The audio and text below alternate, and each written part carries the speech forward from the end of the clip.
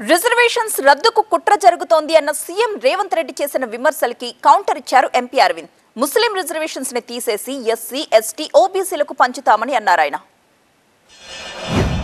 కుట్ర చేసి బీసీ జనాభాను లెక్కించకుండా ఈ దేశంలో ఉన్న అన్ని రిజర్వేషన్లను రద్దు చేయాలని కుట్ర జరుగుతుంది. ఎక్కడ కూడా ఈరోజు వరకు ఏ రాష్ట్రంలో కూడా నరేంద్ర మోడీ గారు, అమిత్ షా గారు ఎస్సీ, ఎస్టీ, బీసీ, ఓబీసీ రిజర్వేషన్లు రద్దు చెయ్యము, వాళ్ళ జనాభా దామాష ప్రకారం రిజర్వేషన్లు పెంచుతామని ఎక్కడ కూడా మాట్లాడడం లేదు.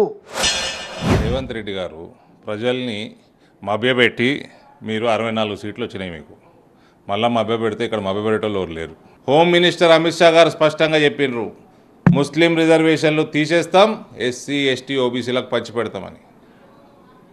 హిందీ రాకపోతే హిందీ వచ్చేటోడిని కూర్చోబెట్టుకొని ట్రాన్స్లేషన్ చేయించుకో.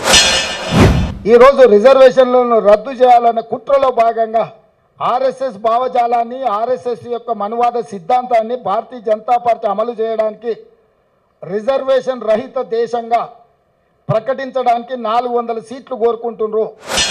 ఆర్ఎస్ఎస్లో ఎక్కడ కూడా లేదు రిజర్వేషన్లు లేకుండా ఉండాలని, అస్సలు లేనేలేదు ఎక్కడ. పనికి మాలిన మాటలు బంద్ చేసేయి. ఇక్కడ ఎస్సీ, ఎస్టీ, ఓబీసీ రిజర్వేషన్లు పెంచడమే కాకుండా ఆర్థికంగా వెనకబడ్డ అగ్రవర్ణాలకు కూడా రిజర్వేషన్ ఇచ్చిన ఘనత మాది భారతీయ జనతా పార్టీది. వక్ఫ్ బోర్డు లాంటి దుర్మార్గపు చట్టాలు పెట్టిన దుర్మార్గులు మీరు.